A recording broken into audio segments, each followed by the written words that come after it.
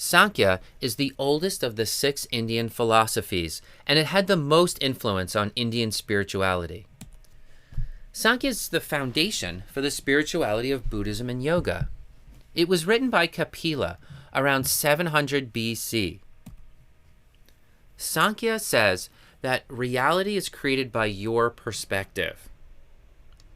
It actually splits reality into 2, consciousness and matter, where we're used to thinking about the universe as just the objects in the universe. Sankhya says that the universe is the stuff of the universe, and then consciousness or awareness of that stuff.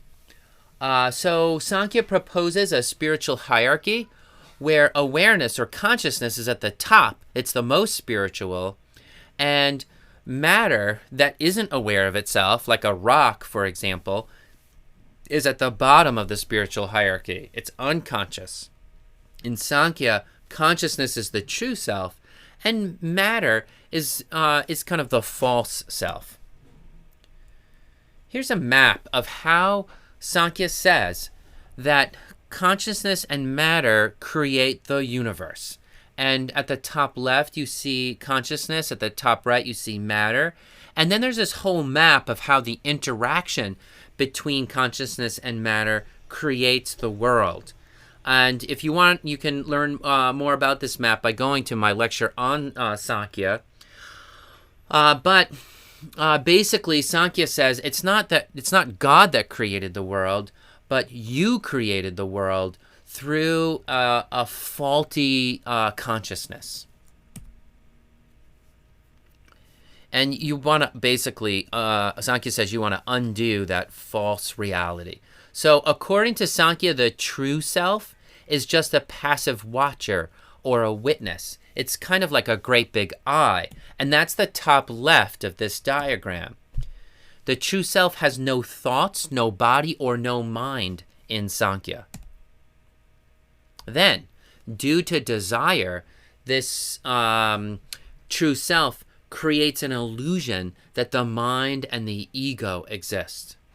Now remember, whenever I use the word ego in when I'm talking about Indian spirituality, I really mean the will, the self-will.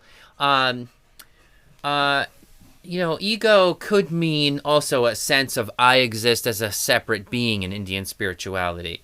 But so often when the word ego is mentioned, the text is really talking about a person's self-will, their desire to do things, the thing that's driving them to do. So the mind and the ego are themselves illusions created due to desire. And then the mind and the ego create the illusion of reality existing in the map. That's how this map works here. And Sankhya says this illusion creates endless suffering. And the idea is to eliminate the suffering, right? So the Sankhya says that suffering exists, that that in reality, and if you're attached to the illusion of reality, you will suffer. And then Sankhya says the main goal is to eliminate suffering so you can be happy. So you've got to transcend the illusion. You got to break free from the illusion, and then your suffering will end. That's Sankhya's model. It's kind of like getting out of the Matrix. Have you ever seen that movie, The Matrix, where where the people were in these kind of little cocoons, and they kind of imagine their whole universe, and then they break free of that. So it's it's a little trippy, and that's what Sankhya proposes. So how does Sankhya work? Basically, you have to renounce all desires if you want suffering to end. And you have to do that on every level. On the gross level is renouncing the desire to procreate. And on the subtle level, you're renouncing all desires and overcoming the will entirely. And including overcoming the initiative to perform any task at all. So that when you do that, you can escape this sort of endless cycle or endless wheel of birth and death. And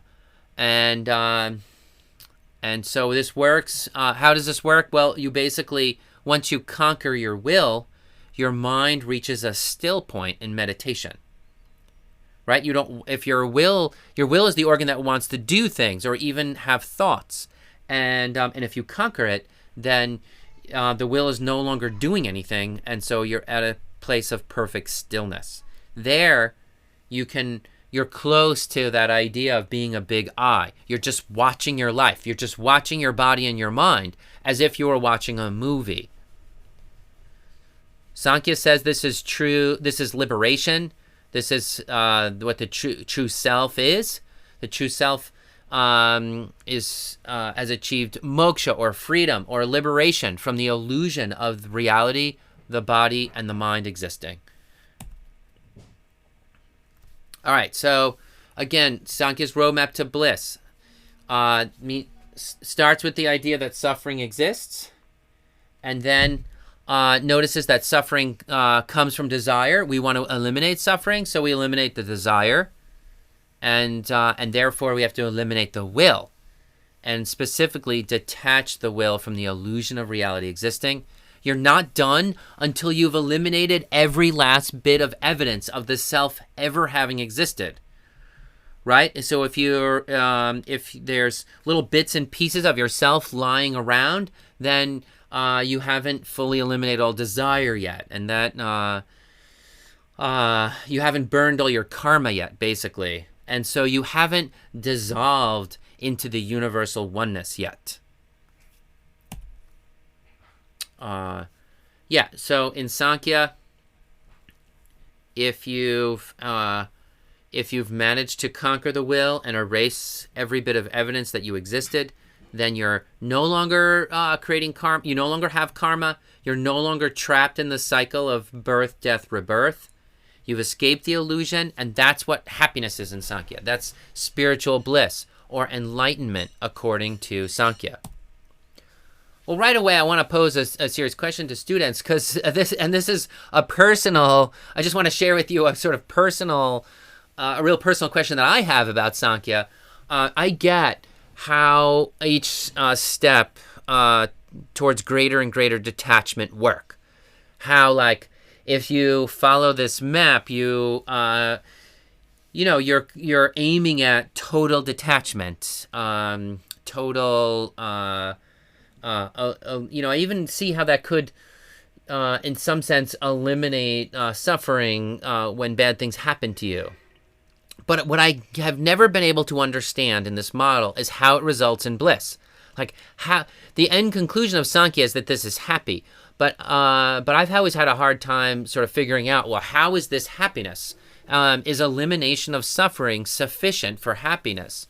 Or is happiness something more? So I've never been able to figure out how this detachment is a happy thing, and so I want to ask you, like, do you know how how is this happy? And if you do know, then leave a comment at the end of in the video so you can teach us. Well, let's talk about how Sankhya affected Ayurveda. One, I want to mention that. Really, yoga and Buddhism adopted Sankhya's spiritual goals.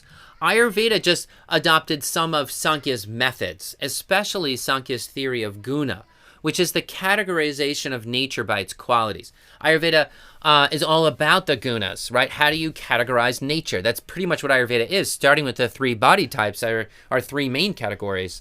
And then we have the 20 gunas, the 5 elements, the 6 tastes, ojas, tejas, prana, all these different categories in Ayurveda, 40 different agnis, etc. So that comes from Sankhya. The idea that health equals harmony, and that harmony means these gunas, these different categories being in perfect balance from one another, that kind of comes from Sankhya. And that also comes from a little bit of Buddhism too. Ayurveda accepts Sankhya's theory of cause and effect, that like increases like and that opposites balance. And Ayurveda adopted the sattva, rajas, tamas model of determining the mental body type of a person. So these are all great ways in which Sankhya influenced Ayurveda. But as I said, Ayurveda and Sankhya have different goals. Ayurveda is not really concerned with transcendence, awareness, or consciousness. Ayurveda's focus is on health and nurture the physical body, where Sankhya is more about the transcendence. So Sankhya says to eliminate all desire, but Ayurveda says not to suppress urges. Ayurveda says follow true hunger, but not false hunger, which means that Ayurveda says you have to discern your cravings, right? Discern your desires. One thing I'll note here is that when Ayurveda says not to suppress urges, it's not really talking about desire in the same way that Sankhya is, because urges don't equate to emotional cravings, but they're more like physiological functions that keep us alive: eating, sleeping, drinking, passing gas, yawning, sneezing, crying, and eliminating, etc. So, it's not an exact parallel. Ayurveda's discussion on desire is not an exact parallel to Sankhya's discussion on desire, and we recognize that.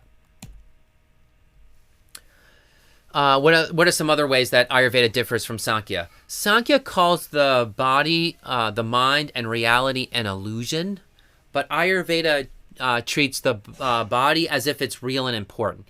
And also, Ayurveda treats reality as if it's real too. It says we have to deal with reality. It's not mind over matter, but using the mind to understand matter. Sankhya says that separateness is an illusion, but Ayurveda treats each person as special and unique. So that's one way that it's different. All right, what about some other, deeper challenges to Sankhya that I want to ask the student? We've seen that Sankhya works as a practical model to make a person sort of a bit more indifferent or neutral in regards to their own suffering. And we've talked about the practical method that Sankhya says to implement that. What about some challenges? Well, what do you think? Is it better to be a passive watcher or a passionate doer? Sankhya challenges everything that is true about reality. Well, is that good? Or is it disorienting? Is there a balance between challenging reality and embracing it? So I've always thought personally that it's good to have a compass for the good, the true, and the beautiful. I try to understand try to achieve or accomplish those things. And so what do you think? Is it good to have a compass for what's good, for what's true, and what's beautiful? Should we challenge everything or only things that appear to be false? Here's another deeper question about Sankhya. What is Sankhya's model for hope? If reality is an illusion and the body and the mind is an illusion and the true self is just this passive I, is life just meaningless? Is there any reason to have gratitude if we've kind of eliminated or transcended all of reality? Are desires also life-giving or only the cause of suffering?